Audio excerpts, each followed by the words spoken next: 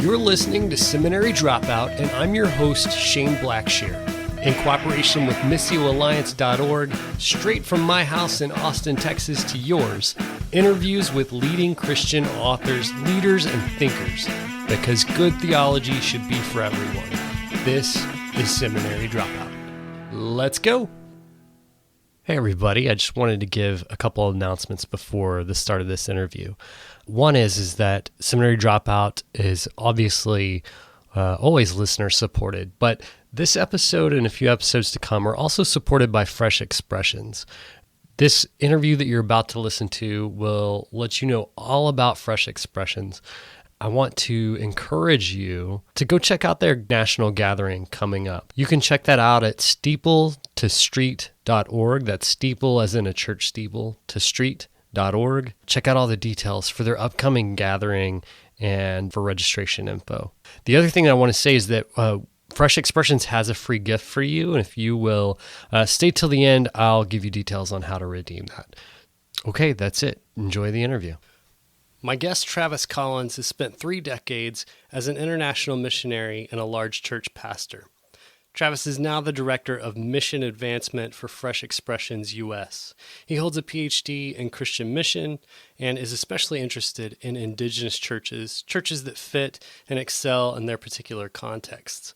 Travis and his wife, Carrie, have 3 grown children and a growing number of grandchildren. Travis, thanks for being on the show. Oh, gosh, Shane, thank you. This is a real honor. I want to talk about kind of the history of Fresh Expressions for a while. I know that you and Fresh Expressions kind of go way back. Can you tell me just your first memory, your first interaction with Fresh Expressions? Sure. Chris Backert, who is the national director of Fresh Expressions US, he actually heard of Fresh Expressions in England. He heard about it out at Fuller. He was working on his D-Min. And he came back to Virginia, where I lived, and he and a handful of folks went to England to just to see what this was about and see if it was the real deal. And they came back wonderfully impressed at what God was doing among an increasingly unchurched culture in England. And so Chris was really the one who introduced Fresh Expressions to the U.S. And it came in through, interestingly, Baptist General Association of Virginia. It has quickly became a multi-denominational movement, but that's how it came in, through Chris Backert and Virginia Baptists. Can you give a brief overview of just how it even started in England? It's complete genesis for those who don't know. Yeah, sure. So 20 years ago or so, a little more than 20 years ago, the Anglicans began to note what was obvious, and that is that there are fewer and fewer coming to their cathedrals. And so they launched a study, and that study uncovered and discovered these pockets of church, informal church, often small groups. And they tended to be grouping by microcultures or subcultures, like bikers or cyclists or artists or people in a particular neighborhood. And these things were really effective in engaging people who are far from God, not just disenchanted, bored church members, but people who are really far from God. And God bless the Anglicans. They, instead of saying, hey, you can't do that, they blessed that, and they made a way within the Anglican Church for people to do that, to become what they call pioneers. British Methodists jumped on board immediately, and so it was from the onset a multi-denominational movement. And so they just began to note the principles. You know, they didn't invent this. It might sound hokey, but this was a Holy Spirit thing, and they were just popping up. And so they just began to note the principles, the replicable principles surrounding these, and began to teach them. And the movement spread in England, and since then, over the last 2 decades, has spread to most of the Western world. I was couple of years ago, I was in Cape Town, South Africa, with at the second international gathering of Fresh Expressions, and it really has become a multinational, not just a multi-denominational movement.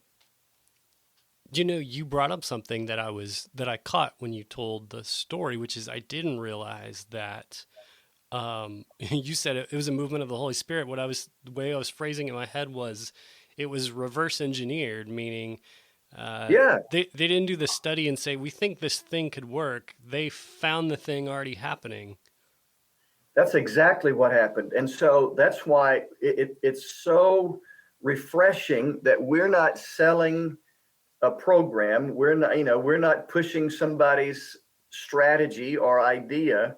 We're just, as you said, it's reversed engineered. I never had really thought about it like that, but that's very appropriate description.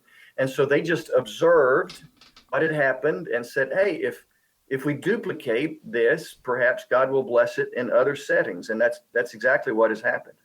Okay, so you kind of in there gave a little description of what exactly a fresh expressions is, but can you just run by us the definition that fresh expressions, the organization, uses of a fresh expression?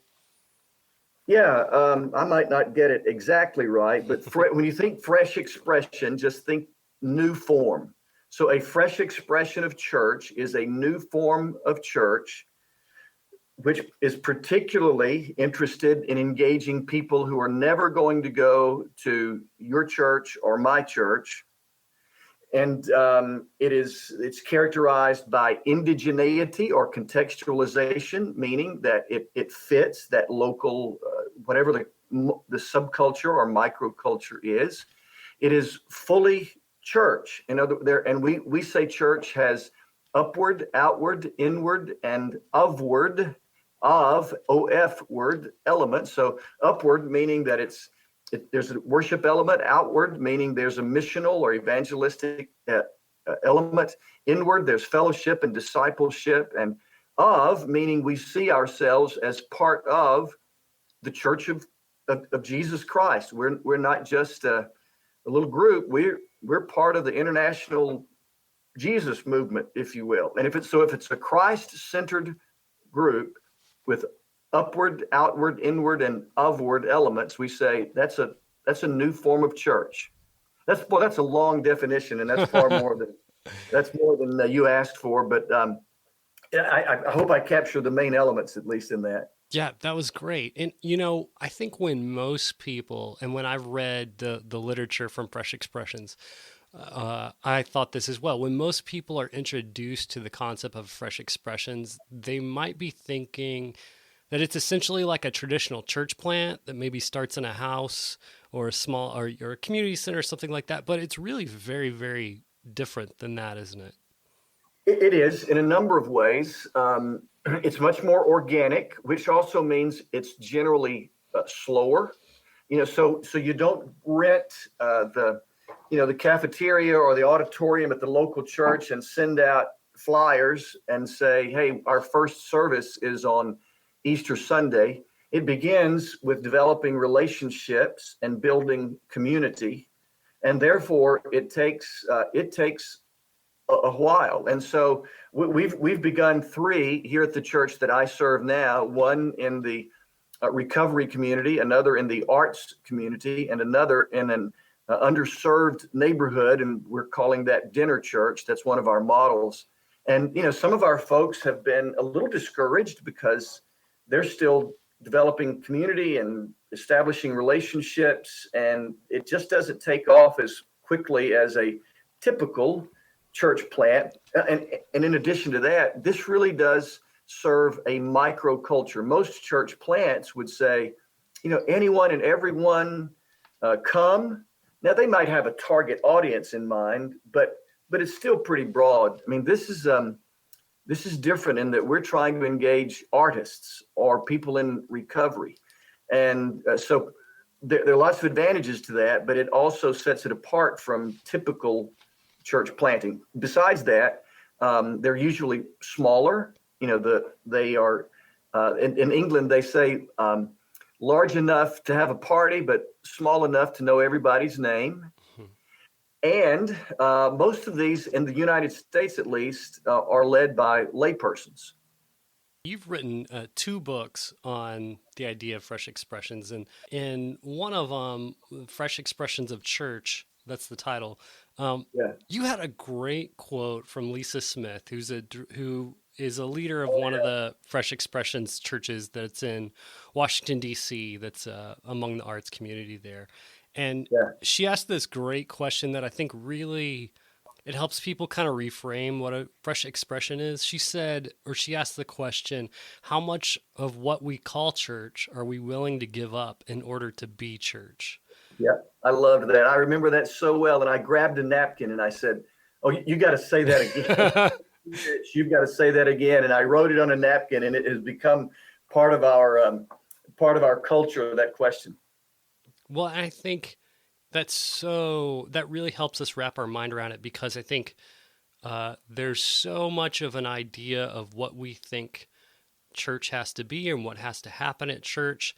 And a fresh expression might eschew all of that. Yeah. The idea that we come into a sanctuary and we have this program where we sing and then somebody preaches and maybe we take communion. A lot of that may or may not be included in a fresh expression, especially early on when it's just more organically people getting together. Yeah, absolutely. We have a practice in our one of our what we call pioneer learning community, where we give people about 50 elements of typical church, and we ask them to mark off as many as they can in a group.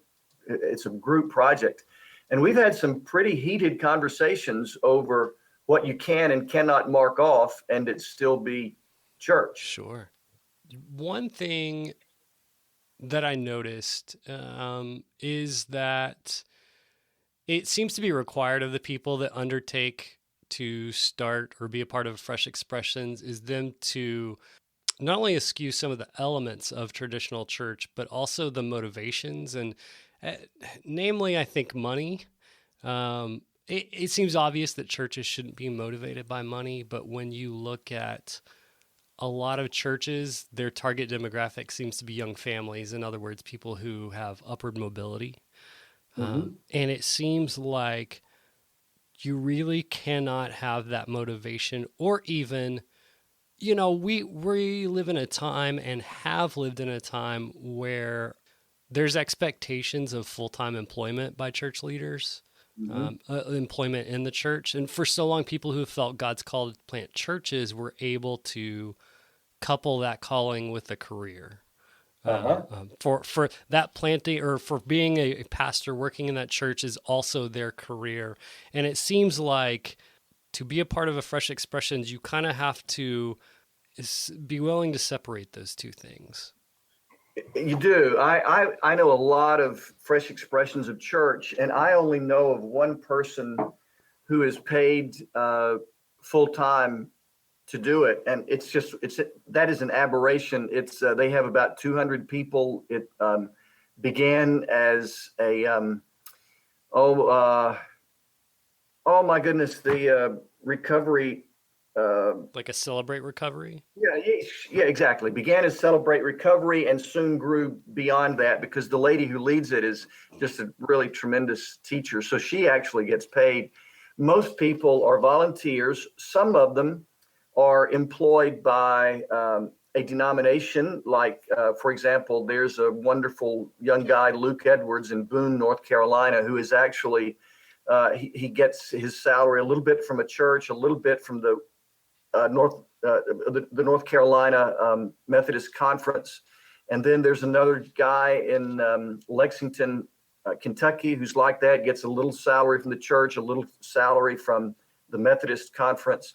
But it's, again, out of all the ones I know, the fact that I only know one person who's paid full time tells you that this is not your typical, I mean, this is more like tent making than as you said, people getting paid for their full-time calling.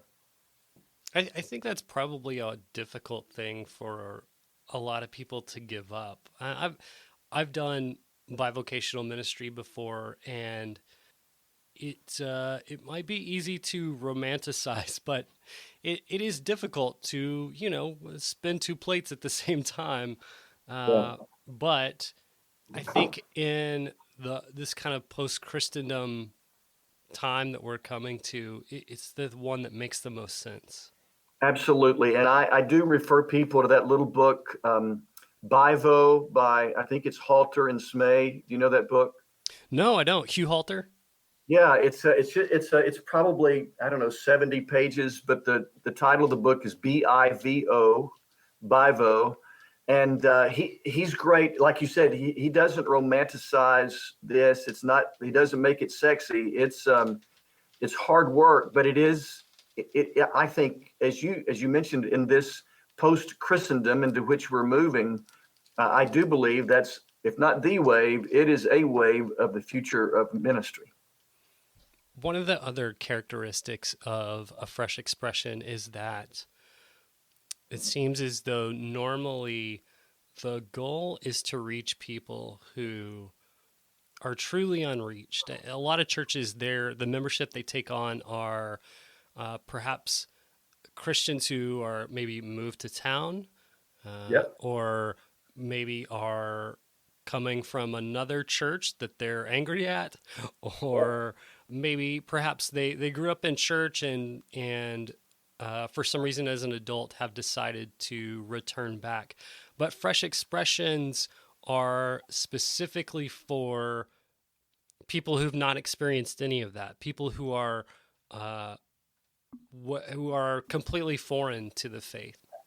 Absolutely. And in fact, they are so different from church as most of us know it, that they're not really attractive to churched people. So, a lot of people will begin a church in the typical way, and they will say with really good intentions, we're not trying to reach the already reached. We're trying to reach the unreached in the community. And I think their motives are almost always really pure. However, inevitably they will end up reaching a lot of the either bored or angry or disenchanted church members. But these things that I'm talking about are so different. Like we're ours, the one we're doing in the arts community. We're in an old warehouse that has become kind of an arts enclave, and it's Saturday afternoon, and it's painting. And that doesn't feel like church to somebody who's churched. And the thing we're doing in the recovery community is around a table, and it feels a lot more like a conversation than a church service. So a churched person is not going to find that appealing. And so you don't really have to keep churched people out. They just tend not to be attracted.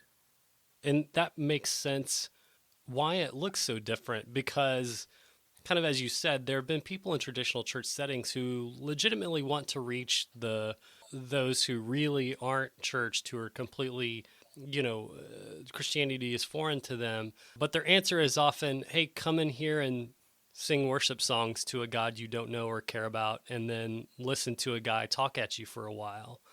Yeah. And contemporary, I'm a fan of contemporary worship, but that, to us, that feels as if we are, getting on their level or their turf, when that's almost as foreign to them as what we would call traditional worship.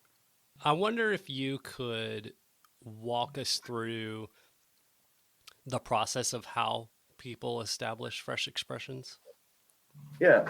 So again, we don't have a blueprint. There's no sequential steps. All these bleed together, but essentially it happens like this. So first is developing relationships.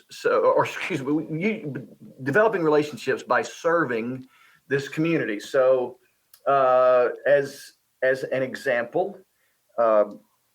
In the neighborhood where we've begun the dinner church, we've had people for years going and bringing children from that community to our congregation, to our facilities.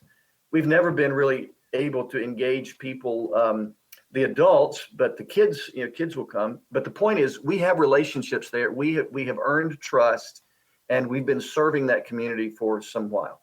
But now we've rented a room. We rent a room on Thursday nights, and we serve dinner. And so we're serving the community now in a little richer kind of way, in which we're developing relationships. So we're sitting around tables. We're talking about childcare issues. Today, in fact, there's one of the families is in court with social services. So we're developing relationships and community. Okay, now community begins to build. There's a sense of identity. Okay, something's happening here. We kind of feel like we belong to something. We may not be able to articulate it, but something is happening. And then we make a turn toward discipleship. And quite frankly, this is the hardest step. Is we begin to introduce spirituality. We begin to speak of Jesus, and so we're taking a turn toward discipleship in some way that seems relevant and doable in that particular context. And then after that, church begins to emerge. Not church in the way that we see it, but all these elements begin to fall into place: discipleship, fellowship, worship, mission, and so on. And that process could take 2 years. There's nothing instant about this. And so that it's very organic, but again, beginning with serving, community develops, you take a turn toward discipleship, and then church emerges. And correct me if I'm wrong, but really the first step, and I'm not correcting you because you're the one who listening. said that. Listening. That's right. Yeah, you're right. Yeah, that's right. We begin by listening. Thank you for helping me there, because the listening, we don't really know how to serve people until we've listened to them. We go in assuming we know their needs, when in fact we might be misguessing. So thank you. Yeah, the first step is to listen. And I think that the listening part really, and I sense this theme among Fresh Expressions, really prevents us from being paternalistic in the things that we do for people. Yep. Coming in and saying we know all the answers, because if we're listening first, then we're learning from those people first and foremost. Yeah. In fact, oh my gosh, at one of the sessions at the first, maybe it was the second national gathering of Fresh Expressions, a guy talked about the difference between serving and helping. He said, if I go to a restaurant and I say to the waiter, I'd like grilled fish. And he says, no, you really don't want grilled fish. You really want steak. And I say, well, yeah, I really do want grilled fish. And he says, no, let me help you. Let me tell you what you really want. He's not serving me. He's helping me. If he'll listen to me and tell me what I want, then he can serve me. And I thought that example has just stuck with me, the difference between helping and serving. We sit in a committee room and we decide how to help people. But when we get outside that room and go to them, we may or may not be serving them. You're really good at just kind of telling the story of Fresh Expressions. And I wonder if, you talked a little bit about the art community. I wonder if you could tell some more stories about Fresh Expressions all over the country. Yeah. So, well, let me tell you one about that we began in Richmond, because I think it's an interesting story. So for 3 or 4 years, we went every Friday night, people from our church and a couple of other churches, to the prostitute community in Richmond, Virginia. And so we got to know them. They got to know us.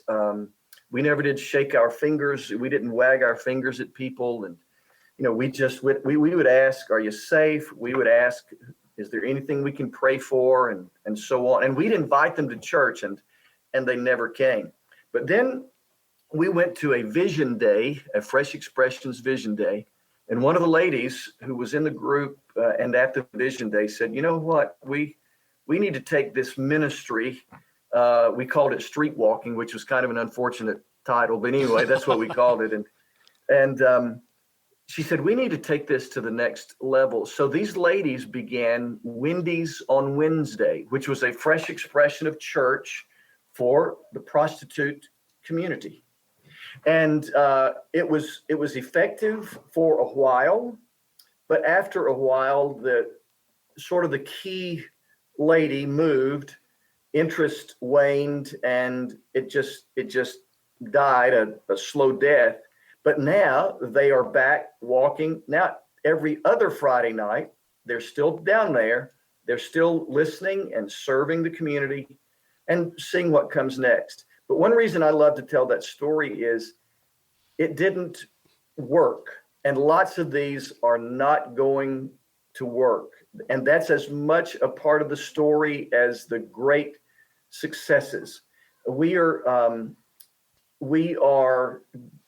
have to be willing to try things that might not work. I wish I could get this quote right. I just finished the book, Love Does by, is it Bill Goff? Bob, you know that book? Bob Goff? Uh-huh. Yeah, Bob Goff. And and I won't get this exactly right, but he says, when we fail, that means we have found the edge. And I think that's a great concept. So we kind of found the edge for us. It didn't work. We had others that worked. We had one in the international community that worked. We had one in the recovery community that worked.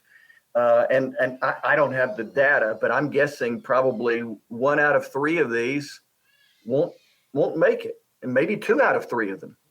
But that's part of the story too. There are stories from around the country, everything from coffee shops to Runners Church over in Raleigh or Durham, North Carolina. There's a church called Tobacco Trail Church. It's along the Tobacco Trail where runners run and bikers bike, and they meet outside. If you think of just about any microculture, I can almost come up with a fresh expression of church in that microculture. In Richmond, again, there's a fresh expression of church that began among indoor mountain climbers, not just mountain climbers, but indoor mountain climbers. That's a very specific subculture. And now everybody who comes does not have to be a bona fide indoor rock climber, but that's the community in which it began. So in Pennsylvania, there are 2 that have begun in gun clubs. In Middle Pennsylvania, gun clubs are really popular. And so these guys have started fresh expressions of church in the gun clubs. So they're just really across the board. I understand what you mean about the group with the prostitutes not being successful because it didn't make it all the way from the listening stage to the discipleship to church taking shape and then doing it again and reproducing. But I would be willing to bet that was really meaningful and some people were really ministered to along the way. Oh, absolutely. And what I think, one of the reasons I think it did not work is that one of the primary principles of fresh expressions is that you need an insider. Yeah. So if we're trying to engage the arts community, at least a couple of us should be somewhat invested in the arts community, whether or not we're professional artists.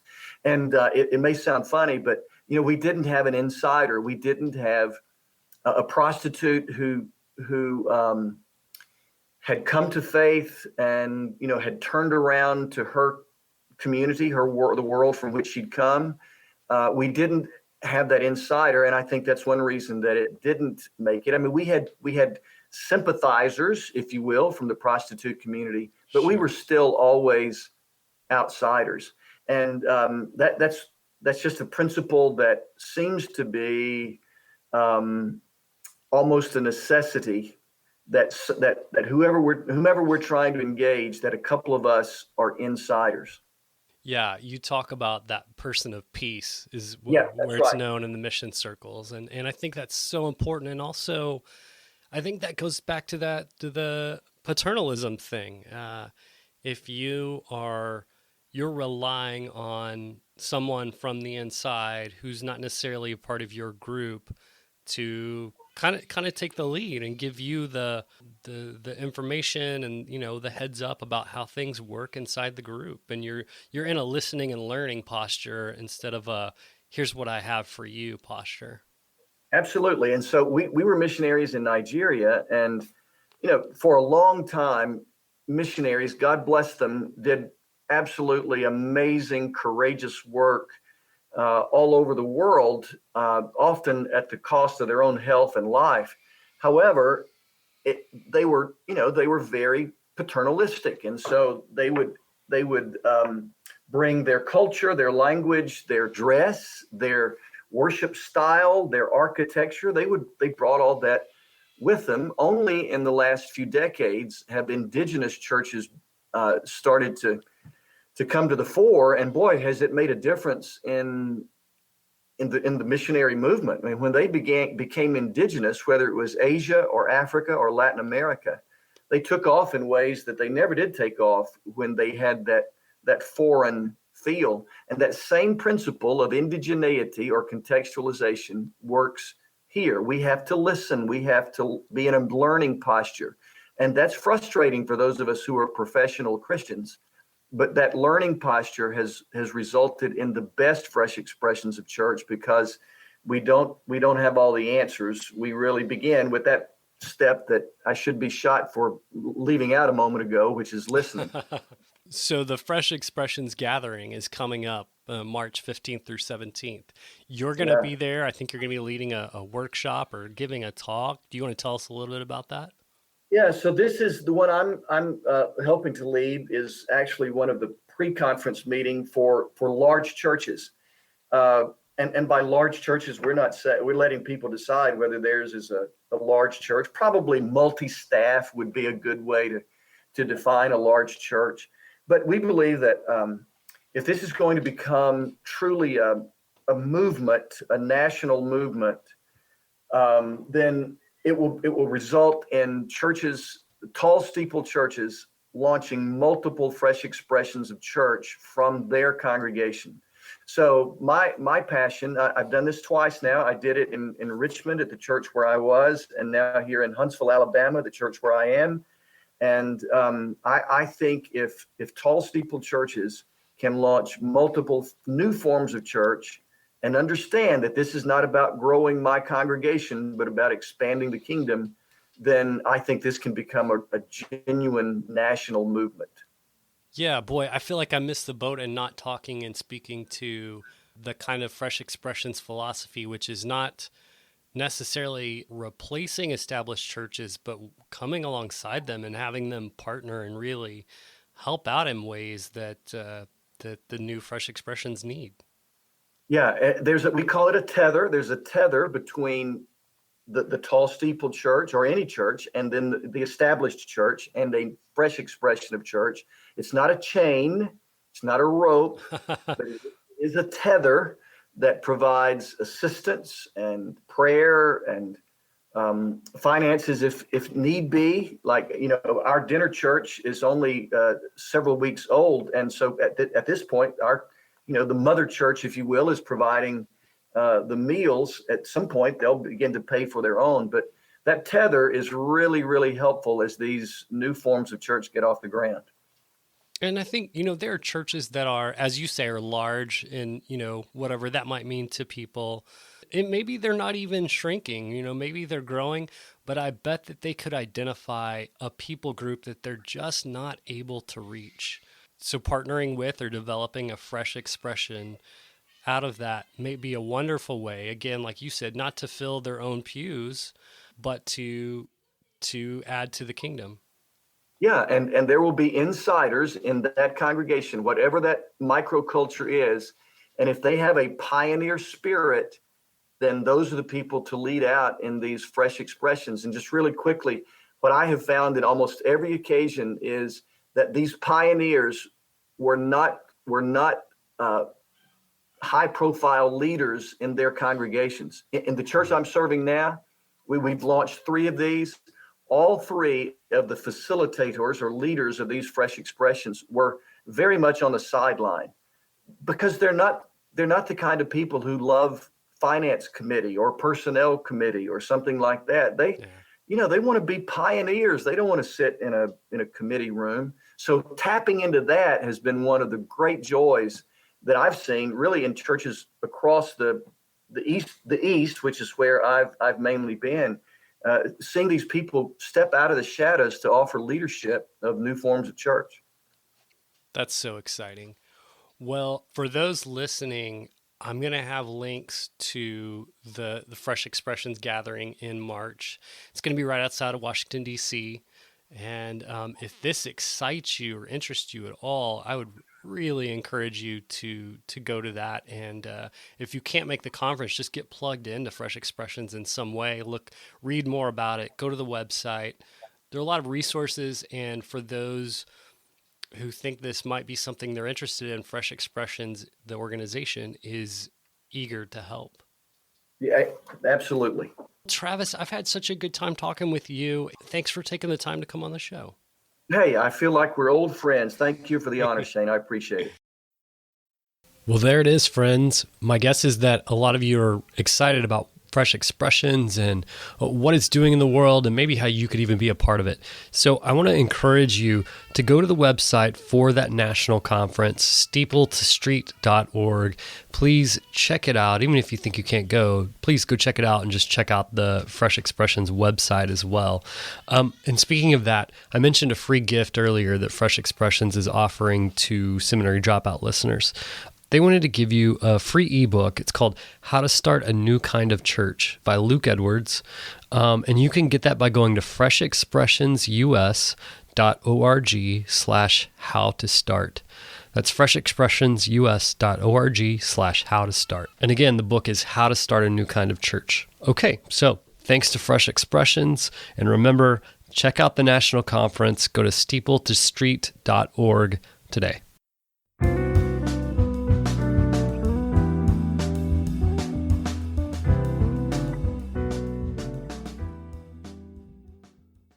Thanks for joining me for another episode of Seminary Dropout. Remember, you can find all the show notes for this show and all shows at shaneblackshear.com. Oh, and hey, have you ever thought about starting your very own podcast? I bet you have. And I think you should do it. In fact, I've created a course just for you to teach you everything that I've learned over the last couple of years producing Seminary Dropout. So if you're interested in podcasting and want to learn how, go check out my course. You can go there by typing in podcastingforeveryone.org. And you can get a special discount by typing in the discount code Seminary Dropout, all one word. That'll give you 25% off. So go check it out. If you have any questions, let me know. Okay. Thanks to those that left ratings and reviews on iTunes this week. Remember, that keeps the show front and center. Also, remember, you can find me on Twitter at beardonabike. That's at beardonabike. Also, I'm on Facebook, facebook.com/ShaneBlackshear123. And remember that Seminary Dropout is listener supported.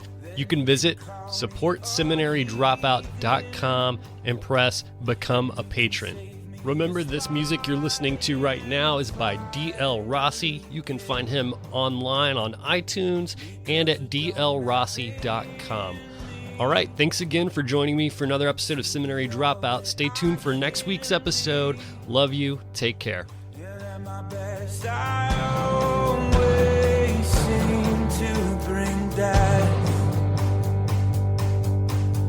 But